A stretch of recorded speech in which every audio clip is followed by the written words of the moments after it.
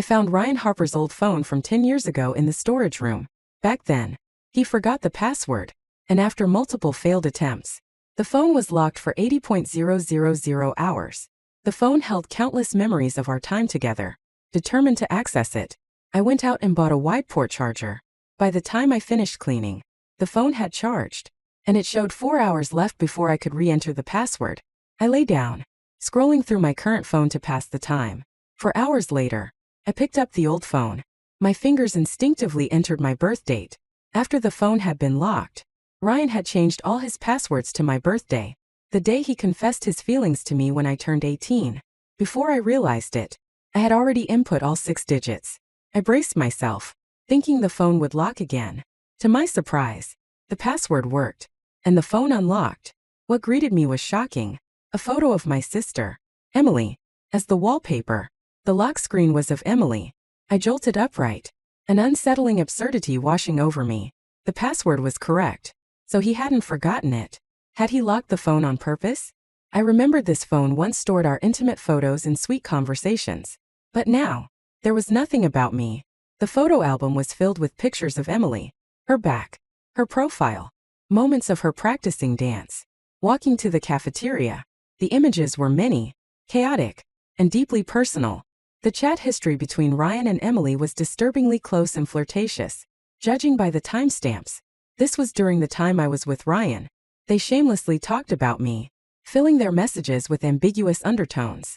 In the end, Emily said she had someone she liked and deleted Ryan. The chat turned into a long string of green texts, emotional outpourings brimming with heartfelt love. The date coincided with the day Ryan's phone was locked for 80.000 hours. So, he locked the phone because Emily cut ties with him after falling for someone else. Suddenly, I remembered Emily got divorced yesterday, and last night, Ryan came home drunk, vomiting everywhere, which is why I was cleaning today and stumbled upon the phone. So, Ryan had loved Emily all along, from high school until now. What did that make me? My chest tightened, breathing became difficult, and I trembled all over. I accidentally opened the phone's notes app. The top entry was a draft confession. With shaky hands, I opened it. Every word was identical to the confession he once gave me, except for one difference. The name on the draft was Emily Harper. My name is Lily Harper. It hit me. On the day Ryan confessed to me, the flowers he brought were wilted. Turned out, I was his second choice. The past 10 years were nothing but a grand deception. My breathing became labored, and the world went dark as I fainted. When I opened my eyes, I found myself back at 17 years old. In the early winter of that year, fallen leaves blanketed the ground, and the air was crisp. I rushed to the bathroom to wash my face, trying to clear my mind. In my haste, I didn't notice the sign and entered the men's restroom. To make matters worse, someone walked in. Panicking, I hid in a stall, my heart pounding. Are you really going to confess to the school beauty? She's got plenty of admirers. A voice said. Whether I confess or you confess, it doesn't matter. I'm not scared. So why are you? Came Ryan's familiar, nonchalant voice. Even if you fail, it's fine. There's always Lily Harper as a backup. Right, his friend replied, laughing. You're something else. Man, can't get the school beauty? No problem. You've got her little sister. His friend continued, bursting into laughter. Though, it's strange. Lily Harper and the school beauty are twins. Ryan Harper's casual laughter filled the room, dripping with a kind of self-satisfaction that grated on my nerves. He was showing off, bragging about how easy it was to have someone run errands for him, like lining up for lunch or grabbing a drink. His words were playful, but they stabbed at me like needles. His friends chimed in, teasing and laughing, their voices echoing painfully in my ears. How could someone as plain as him even think about liking someone like the school beauty? It's like a stray mutt from the countryside dreaming about a swan from the city. The words stung. Even though they weren't directed at me, they kept talking, their voices getting fainter as they walked away. Only then did I clench my fists and step out of the stall. My heart pounded as I hurried back to the classroom with my head down. Just as I sat at my desk, the bell rang. Emily Harper walked in, elegant as always, and took her seat beside me. Without a word, she shifted her chair slightly away. I couldn't help but glance at her, feeling the distance between us. Emily and I truly were worlds apart. When my mom gave birth to twins, The family quickly decided they didn't have the resources to raise us both. My grandparents offered to take me, while my parents kept Emily. She stayed in the city, cradled in my mother's arms, breastfeeding and growing up with all the care in the world. Meanwhile, I was sent to the countryside, raised on powdered milk and rice paste. By the time we were toddlers, the differences between us were stark. While Emily wore delicate princess dresses and grew up rosy-cheeked, I played in the mud, my skin darkened by the sun. The gap widened with time. Emily was pampered and adored, while I was left in the care of my strict, frugal grandparents. My grandmother would often say, "Your mother didn't want you." Words that stuck with me like a shadow. I didn't return to the city until high school, when my grandparents could no longer provide for my education. First, I was thrilled to live with my family, thinking things would finally change. But my mother's constant criticism crushed my enthusiasm. She never stopped comparing me to Emily. If Emily liked dancing, they'd scrape together money for her lessons. She won awards and shone like a swan, while I stood awkwardly on the sidelines, a clumsy duckling. Within a year, the constant pressure and comparisons eroded my confidence. I became self-conscious and sensitive, especially after Emily and I ended up in the same class in our second year of high school. It was inevitable that we'd be seated together, but sharing a desk with her felt like the final blow. My life seemed to dim entirely from that moment. But now, I wasn't the same Lily Harper. I had lived through the pain, and I could see clearly that the fault wasn't mine. It never was. Emily caught me staring at her and raised an eyebrow, her expression as haughty as ever. "What?" she asked. "Did you know Ryan likes you?" I asked bluntly. Emily shrugged. "So?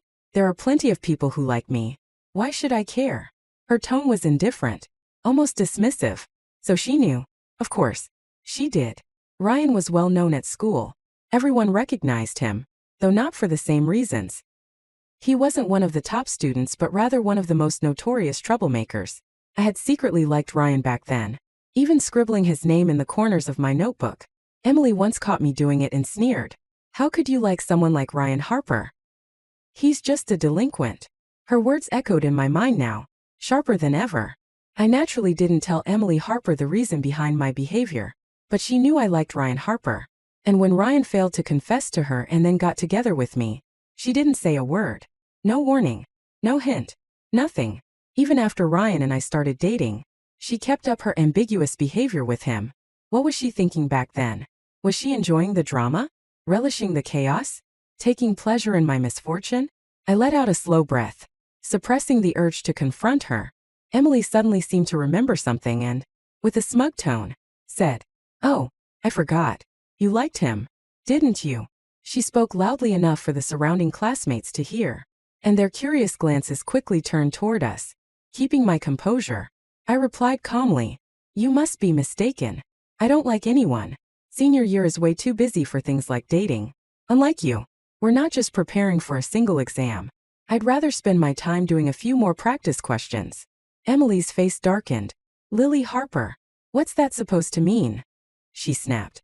I glanced out the window, where I saw the teacher approaching. Emily, clearly frustrated, had no choice but to stay quiet and shot me a glare before turning back to her work. When the class ended, it was lunchtime. As usual, Ryan Harper would come to our classroom, ostensibly to talk to Emily, but really to have me line up for his lunch, deliver small gifts, and find excuses to get closer to her. True to form, as soon as the bell rang, Ryan was already waiting at the classroom door. Once the teacher left, he strolled in lazily, one hand in his pocket, tapping lightly on my desk with his knuckles. With a smirk that barely hid his arrogance, he said, "Lily, the cafeteria has a new dish. I hear it's really good." The meaning was clear. He wanted me to get his lunch. The cafeteria was notorious for running out of good food quickly. By the time I finished getting his meal, the dishes I liked were often gone, leaving nothing but soup. Not only that, I had to bring his meal back to him before heading back to eat my own. And afterward, I'd end up washing his dishes. Looking back now, I couldn't believe how ridiculous I had been. So deeply infatuated with him over nothing. The thought of it filled me with anger. I didn't even spare Ryan a glance. His expression stiffened slightly, but with Emily present, he didn't dare cause a scene. Instead, Emily spoke up, her tone dripping with superiority. "Lily, bring me some lunch to my dorm too." I have something to discuss with Ryan. Her words carried a deliberate air of command, her gaze challenging me. She wanted to use Ryan to make me jealous, to provoke me, but I stood up, smiling faintly, and cut her off before she could finish. Without a word, I walked right past them, heading for the cafeteria. Just as I was leaving, Ryan called after me, his tone laced with reproach. Lily, as a younger sister, you should listen to your elder sister. I couldn't hold back my eye roll. Turning to him, I said, "Am I your mom?" Then I glanced at Emily. Or maybe hers. The entire class burst into laughter, and their faces turned red with embarrassment. I walked out of the classroom without looking back, leaving them behind in stunned silence. Ryan, however, wasn't one to give up easily. While I was in the cafeteria, one of his friends came over with a message. Ryan says he's waiting for you in the classroom. He hopes you won't keep him waiting too long. His tone carried a faint hint of a threat. I ignored the message completely. Who did Ryan Harper think he was? After enjoying a delicious meal of braised pork and ribs, I bought an ice-cold drink and leisurely made my way back to the dorm for a nap. Senior year was exhausting, and the pressure was relentless. Most students spent their lunch breaks in the classroom, cramming and reviewing questions, their minds on overdrive. I used to do the same, but today, I just wanted to indulge myself a little. If Ryan wanted to wait, he could keep waiting. As soon as I entered the dorm, I noticed Emily Harper was there. She wasn't even assigned to my dorm. The moment she saw me, she looked me up and down and asked, "Where's my lunch?" Sometimes I genuinely wonder how many people manage to go through life with subpar intelligence but still function independently. They're labeled as normal, simply because they can take care of themselves. Emily, seemingly realizing I hadn't brought her food, stood up abruptly and yelled, "Lily Harper, I told you to bring me lunch. Didn't you hear me? What am I supposed to eat now? Are you doing this on purpose?" I raised my voice even louder, cutting her off. I said, "I'm not bringing it. Are you deaf? Or is there something wrong with your brain? Can't you understand simple words? Are you stupid?" At school, Emily and I rarely interacted. Even though we sat together, she was the school beauty, and I was invisible. Occasionally, she'd ask me to do something, and while I hated it, I'd begrudgingly comply. Today, however, she was clearly furious, expecting to boss me around as usual, but I wasn't playing along. She froze for a couple of seconds, stunned by my defiance, before snapping, "You've got some nerve. How dare you yell at me? Just wait until I tell Mom and Dad. They'll make you pay." Unfazed, I replied, "Go ahead, you overgrown baby." Emily pointed a trembling finger at me, unable to form a coherent sentence. Finally, she stormed out, slamming the door behind her. I could already imagine her exaggerating the story when she got home for the weekend, painting herself as the victim. My parents would undoubtedly take her side and punish me, but I wasn't the same Lily Harper anymore. I wasn't going to put up with it. That afternoon, when I returned home, Emily had already twisted the story to our parents. The moment I stepped inside, a remote control flew toward me, striking my forehead with a sharp pain that made me cry out. My mother, pointing at me angrily, began to berate me. "You ungrateful little brat. What's so hard about bringing your sister lunch? She's your elder sister. How could you let her go hungry all afternoon? I bet you're jealous of her dancing and deliberately wanted to starve her. You're spiteful and malicious. We should never have brought you back here. You're nothing but a heartless, ungrateful wretch." My father, his expression equally dark, chimed in. "You weren't raised with us, and your temperament is completely ruined. From now on, your weekly allowance is cut in half. It'll stay that way until you learn your lesson. Now apologize to your sister." Emily stood to the side, smirking smugly, clearly anticipating my submission. I lowered the hand covering my forehead and said coldly, "I won't apologize. Go ahead and beat me if you want." The words had barely left my mouth when my mother stormed over and slapped me hard across the face. Her arm swung with such force that I stumbled and hit the nearby shoe cabinet. Despite the stinging pain, I refused to shed a single tear. I had anticipated their reaction before coming home, knowing that their cruelty would escalate. But even so, I stood my ground, bracing myself for the chaos that was about to erupt in this house. My mom was still yelling at me as I bolted to my bedroom. Locking the door behind me, I grabbed the phone hidden under my pillow and called my grandmother on video. Tears streamed down my face as I sobbed uncontrollably. Years ago, In an effort to win my mother's approval, I had cut off contact with my grandparents, but my grandmother was the one who had fed me, raised me, and loved me more than anyone. She wasn't perfect, but she adored me. When the call connected, I immediately showed her the slap mark on my face and the bruise on my forehead. "Grandma, help me. Mom and Dad are going to kill me," I cried, barely able to speak through the tears. On the other side of the video, my grandmother dropped what she was doing and called out to my grandfather, "Don't be afraid. Sweetie, Grandma's coming to stand up for you. No one gets to bully my granddaughter while I'm still alive." For hours later, my grandparents stormed into the house like a hurricane. By then, the sun had set, and the living room was lit with the warm glow of the dining area where my parents and Emily were eating together, laughing like nothing had happened. Meanwhile, I was hiding in my room, invisible as ever. When my dad opened the door, he was greeted with a slap across the face from my grandfather. "I sent Lily here to have a better life, not to be mistreated.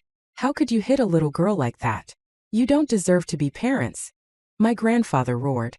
My grandmother, wasting no time, marched straight toward my mom, slapping her thighs. She dramatically sat on the floor and began wailing. "Oh, my poor Lily. Such a sweet, obedient child. And now her face is swollen from being hit. I raised her like she was my own treasure. And now this. How could her own mother be so cruel? They're both your daughters. How can you be so biased?" My mom wasn't about to back down. "And aren't you biased too? Both girls are your granddaughters. But have you ever treated Emily kindly?" she retorted, her voice sharp. But my grandmother didn't listen and continued her wailing. Soon, the neighbors began peeking out of their doors, curious about the commotion. My dad, embarrassed, covered the slap mark on his face and hurried to shut the door. The living room was a chaotic mess for a while. My grandmother crying, my mom yelling, neither willing to back down.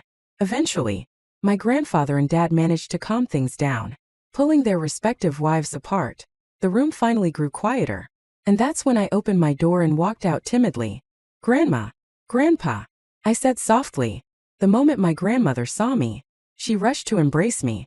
"Lily, why didn't you tell Grandma when you were being mistreated? It must be that mother of yours, threatening you to keep quiet, isn't it? Grandma always knew she wasn't good to you. She even stopped us from moving in when we bought this house. She didn't want us near you and made you cut ties with us." "Oh, it breaks my heart." My mom tried to interject, but my dad held her back.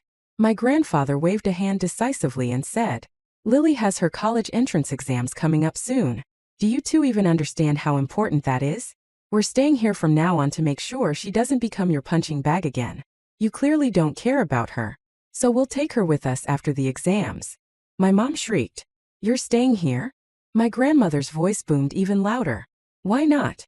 Isn't this my son's house? Don't I have every right to stay here?" My grandfather gave my dad a look, and my dad had no choice but to nod reluctantly. That night, my grandmother stayed in my room with me. As she gently stroked my face, she said, "Lily, Grandma knows you don't like me. You've always wanted your mom's approval. But you're my child, I raised you. How could I ever bear to see you suffer?" Tears welled up in my eyes as I hugged her tightly. "I love you, Grandma," I whispered, my voice trembling. In my past life, I had spent so much time trying to earn my mom's love, even as she favored Emily in everything. My mom constantly praised Emily, catered to her every whim, and compared me unfavorably. For years, I had struggled with sensitivity, anxiety, and insomnia. It wasn't until much later that I finally accepted that my mom simply didn't like me. By the time I realized how much I missed and needed my grandmother, it was too late. Now, holding her in my arms, I could only choke out, "I'm sorry, Grandma. I shouldn't have stopped contacting you. Her personality might be bad, and she may have plenty of flaws, but as long as she loves me, that's enough." Since my grandparents arrived, the household had fallen into a strange balance. My parents and Emily Harper showered each other with affection, while my grandparents doted on me, asking about my well-being at every opportunity. It felt like there was an unspoken competition to one-up each other. The whole situation was unsettling, almost as if we weren't even a family. I couldn't understand why I had ended up in such an odd household. When it was time to return to school over the weekend, Emily, likely having been instructed by my parents, didn't say a single word to me. I didn't mind the silence. Suited me just fine. However, As night fell and the self-study session was about to begin, Ryan Harper appeared, blocking my way in the dimly lit corridor. He stood firmly in front of me, his gaze fixed on mine with an oppressive intensity.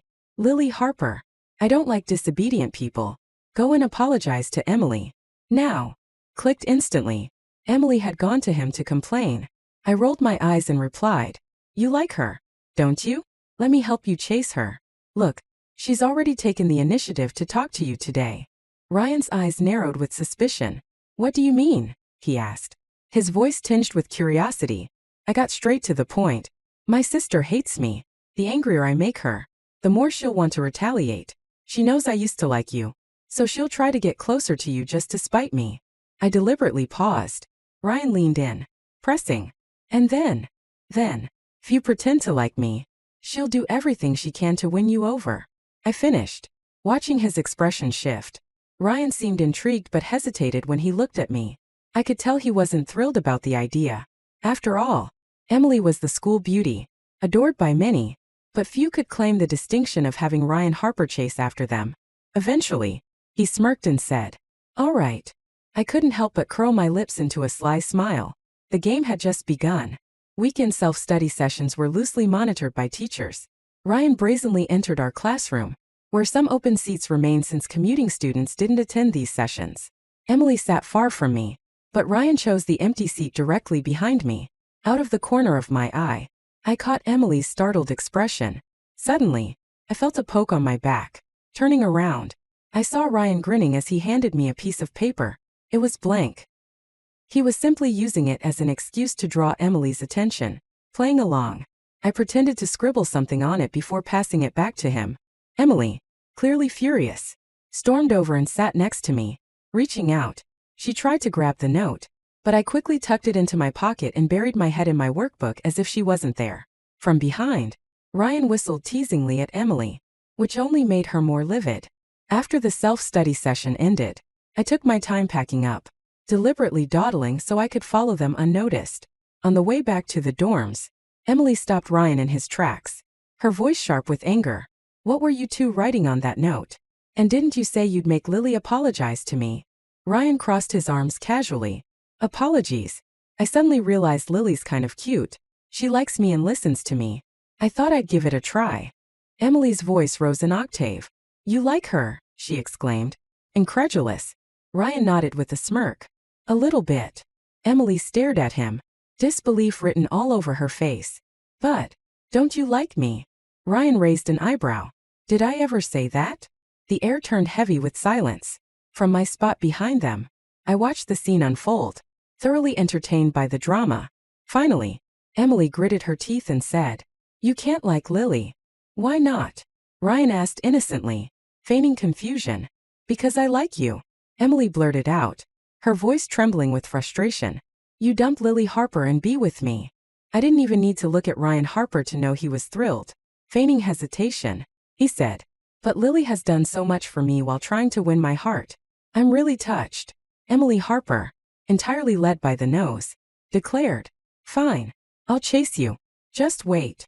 After Emily stormed off, Ryan's grin didn't falter for a second. He was practically glowing with pride. Clearly, he was overjoyed. I hoped his happiness would last, though I doubted it. The next day, Emily started actively trying to win Ryan over. I didn't even have to guide her. Ryan handled everything perfectly. Whenever Emily made a move, he would pretend to be affectionate with me, keeping her on edge.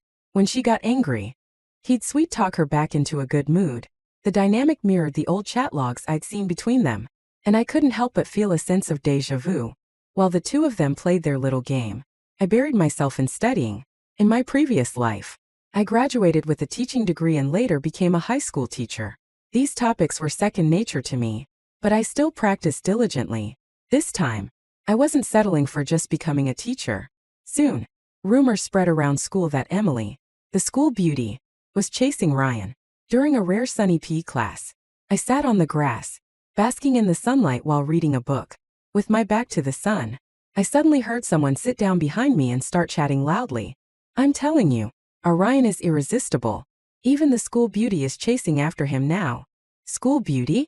She can dance a bit and has won a few awards." But she's not even in Ryan's league. Ryan's voice, brimming with smugness, cut in. All right. That's enough. Girls are sensitive. Let's not embarrass her. She's been chasing me for a while now. Keeping her hanging isn't great either. When it comes to confessing, that's a guy's job.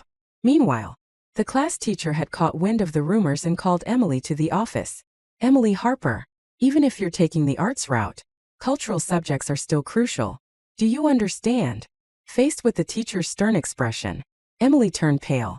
Yes, I understand, she mumbled. The teacher didn't say anything outright, but emphasized the importance of focusing on academics before letting her go. By the time I returned from the field after overhearing Ryan's bragging session, Emily had just stepped out of the office. I pulled her aside immediately. The moment she saw me, she shook off my hand with disgust. Lily Harper, did you snitch on me? Don't think you can act all high and mighty just because Grandma and Grandpa are here. That house is still my parents' property, and they can kick them out anytime.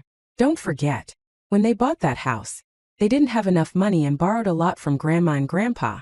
Back then, Grandma wanted to enroll me in a dance class and you in a hobby class of your choice. But all the extra money went toward that house instead. They believed if Emily Harper could have something, Lily Harper should too.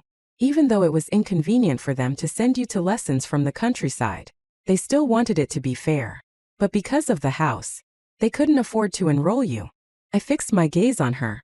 The house deed might have your parents' names on it, but half of the money came from Grandma and Grandpa, so they have every right to be there. And there's nothing you or your parents can do to kick them out, unless you want the neighbors to talk about you behind your back. Emily froze, unable to respond immediately. I pulled you aside to tell you that Ryan Harper is playing both of us. I continued calmly. Her expression wavered. What do you mean? Ryan told me he likes you but wanted to give me a chance to pursue him. And at the same time, he told you he likes me and encouraged you to chase him. He's lying to both of us. Trying to have his cake and eat it too. Emily, proud and self-righteous, couldn't stand the idea of being deceived or toyed with. But as always, she was too naive to realize how foolish she looked. I overheard that he's planning to confess to you in a couple of days. After dropping that bombshell, I turned and walked away. There was no need for me to give any suggestions. Emily Harper always knew how to hit where it hurt most. Back when I first arrived in the city, I often felt crushed under her heel, unable to hold my head high in front of her. At the time, I didn't understand why she treated me with so much hostility despite the fact that we were blood related. Over time, I realized it was because our parents didn't like me, and she simply mirrored their behavior. But now, it didn't matter anymore. I didn't care for them either. Soon, the day arrived. The date I remembered so clearly from my previous life, my birthday. It was also Emily's birthday. The wind was particularly strong that day, and the teachers were in a meeting. Ryan Harper had prepared flowers, balloons, and gifts to confess to Emily in front of the girls' dormitory. He sent someone upstairs to call her down. Emily, standing on the balcony, saw Ryan but didn't come down. The person returned to Ryan, saying, Emily's upset. She says the last time she was called to the office, you didn't stand up for her. She thinks you're spineless. You should go tell her yourself. Ryan, confused, asked, when was she called to the office? I didn't even know about it. Before he could finish, the person turned and walked away, determined to prove himself. Ryan stayed in front of the dormitory for an hour, standing resolutely in the cold wind. A large crowd gathered, watching him. Ryan, like the protagonist of some dramatic romance novel, called out Emily's name loudly and recited the confession from the notes I had read before. Emily Harper, from the moment I first saw you, I was captivated, but the deeper my feelings grew, the more afraid I became. Hiding among the crowd, I listened as he finished his heartfelt speech. The students around him clapped enthusiastically, urging Emily to come down. Eventually, she did, though she took her time, descending with an air of superiority. Ryan Harper, she began with a scoff. You really think too highly of yourself. I was just playing around. Did you actually take it seriously? Someone like you, I wouldn't want even if you were free. You're failing in school, and your character is terrible. No wonder your parents got divorced and left you behind. If I had a son like you, I'd rather be dead. Her final words pierced Ryan like a dagger. The crowd fell silent. Ryan's face turned ashen, his expression twisting with pain. Emily Harper, say that again, he demanded. his voice trembling with rage. Emily sneered. I said your parents are divorced. And you're nothing but a parentless kid. Before she could finish, Ryan threw the flowers he'd been holding straight at her face. Emily flinched as Ryan charged toward her, but bystanders held him back, urging him to calm down. Ryan's greatest sore spot was any mention of his parents. That moment, it looked like he wanted to tear Emily apart. I suddenly realized he probably didn't love Emily that much after all. Perhaps it was only the idea of her, the unattainable, that had drawn him in. In the end, Ryan was forcibly dragged away, and Emily, shaken, hurried back to the dormitory. Left on the ground was a wilting bouquet, identical to the one he'd given me in my past life. In my previous life, Ryan had come to confess to me that afternoon. But today, instead of seeking me out, he ended up being reprimanded for causing a public disturbance. I doubted he would come find me again. Pity, really. I was looking forward to rubbing salt in his wounds. That evening, Emily and I had been excused from self-study to return home for our birthday. This time, things were different. On the table, alongside Emily's favorite strawberry cake, was a mango cake. My favorite. Emily was allergic to mangoes, and eating them caused blisters around her lips. Because of this, mangoes had always been banned in our house, even though I loved them. Even now, as an adult capable of self-control, the rules still held. Yet tonight, there it was, a mango cake, placed proudly on the table. Sitting before the cake were my grandparents, their faces beaming with joy. My mom's face darkened, but she didn't say anything. Her expression only brightened when she looked at Emily Harper. Emily, come here. After today, our Emily will officially be an adult. Because things have been so rushed and we couldn't take time off, we weren't able to throw you a proper coming-of-age celebration. But after your college entrance exams, we'll definitely make it up to you with a grand ceremony. Emily cozied up to them, sliding between our parents with a sweet smile, hugging them affectionately. Thank you, Mom and Dad. Seeing this, my grandmother walked over and took my hand. We'll throw you a coming-of-age party too, at the biggest hotel in town. I smiled at her. Okay, thank you, Grandma. At the dining table, with 2 cakes and 6 people, we should have been a warm, united family. But instead, we sat divided into 2 camps, each occupying one end of the table. When it came time to make a wish, I hesitated, staring at the candles without blowing them out. My grandmother leaned closer, her voice gentle. What's wrong, Lily? I looked at my parents and Emily sitting across from me. For the last time, I voiced the question that had lingered in my heart. Mom, Dad, Emily, why do you hate me so much? Today is my birthday. Can you tell me? Just this once. This was the question I had never dared to ask in my previous life. The one I had always wanted to hear them answer. My mom sneered and was about to say something harsh when my dad coughed, cutting her off. Lily, we don't dislike you, he began, his tone awkward. It's just that you didn't grow up with us.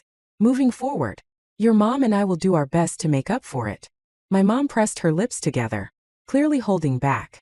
But then she added, you've always been so well behaved and easy to take care of. Unlike your sister, Emily was always sick and crying. So of course, I had to spend more time on her. But now you're all grown up. From now on, get along with your sister. Whatever she has, you'll have too. Emily, however, was blunt. I always thought I was their only daughter. I didn't even know we were twins. Then, out of nowhere, I had to share my parents' attention with a sister. Who wouldn't feel resentful? I looked at them, smiling bitterly.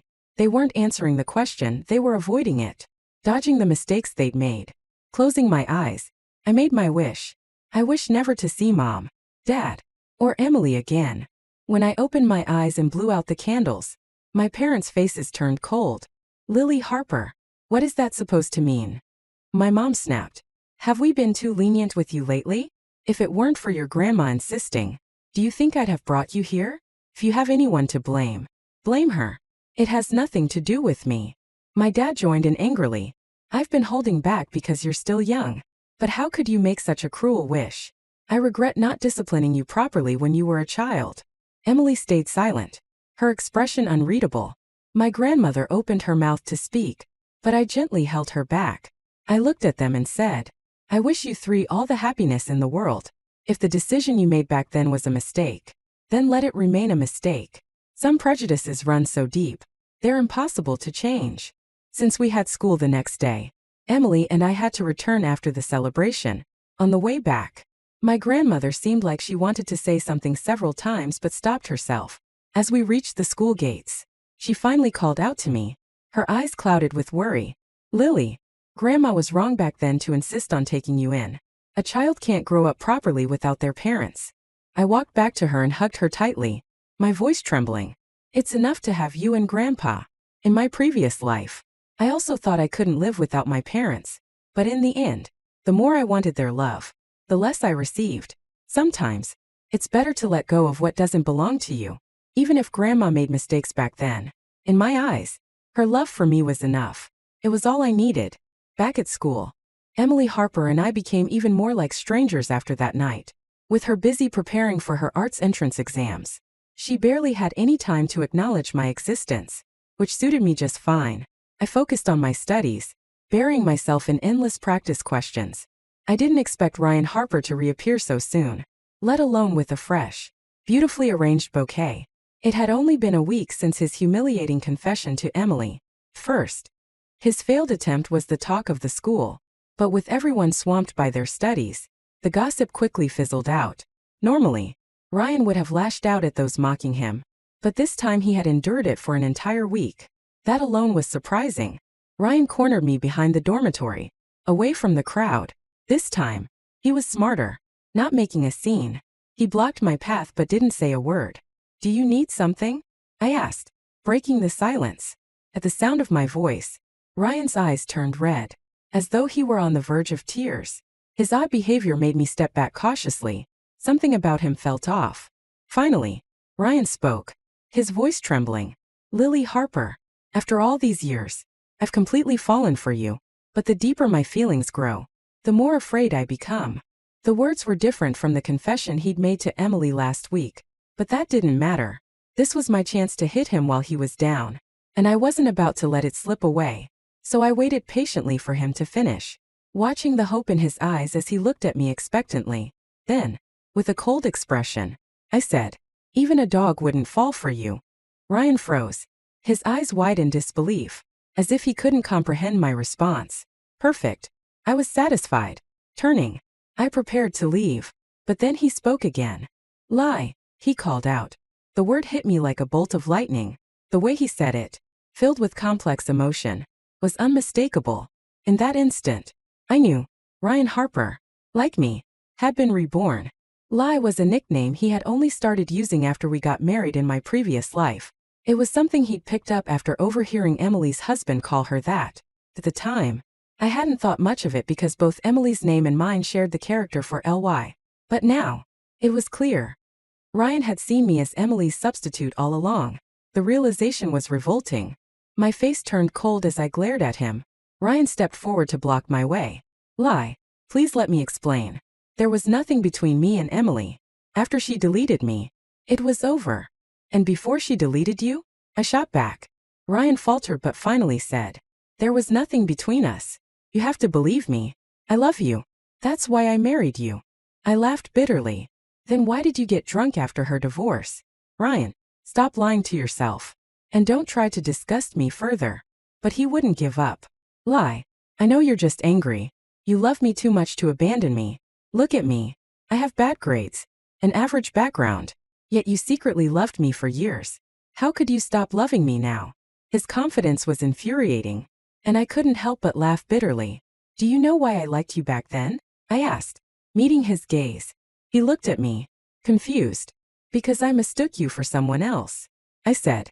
His expression shifted as I continued. "It was my first year in the city, and I got on the wrong bus. Lost and without a phone or money. I couldn't remember my parents' number. I ended up at the last stop, waiting, hoping some kind driver might take me back. But the terminal was remote, with an hour between buses. As the sky darkened, I started to feel scared, so much so that I burst into tears. That moment, a boy wearing a hat and a mask walked over, coughing lightly as he asked, "Do you need help?" He was wearing the same school uniform as me. To me, he was like a lifeline. Between sobs, I explained my situation. He was clearly sick.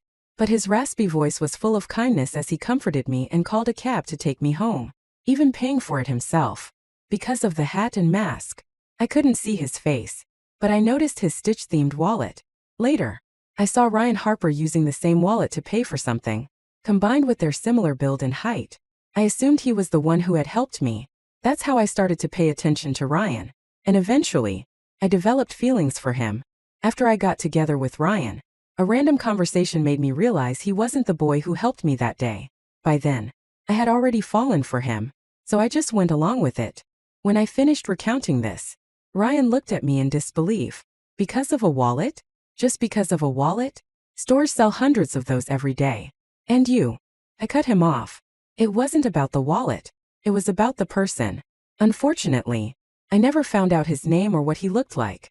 But Ryan, if it weren't for the misunderstanding, I wouldn't have noticed you, let alone liked you. Ryan stared at me for a long time before finally speaking. So what you're saying is that your love for me wasn't real. It was stolen.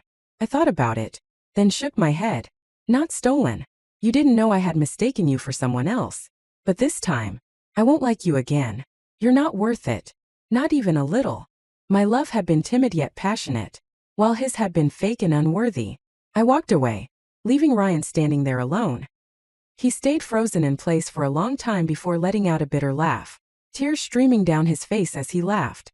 The college entrance exams arrived quickly. I felt good about my performance and believed I could get into a first-tier university. Emily, however, didn't fare as well. During her art school entrance exam, a careless mistake led to her USB drive being damaged by another candidate. As a result, her final score was far from ideal, leaving her no choice but to return for the standard college entrance exams. However, she was far behind on academic knowledge, and catching up proved nearly impossible. On the day the exams ended, she locked herself in her room while I prepared to return to the countryside with my grandparents. That's when my mom started trying to convince me to stay. Lily, I was wrong in the past. I shouldn't have treated you that way. We're family. Families should stay together. My dad chimed in as well. We bought this house because it had 3 bedrooms. One for Emily and one for you. I found it laughable. Now that I didn't need anything from them, they suddenly wanted to make amends. Like I said before, I hope the 3 of you stay happy together. I replied, turning to leave with my grandparents. First, they tried to persuade me to stay, but when they saw I wasn't budging, they gave up.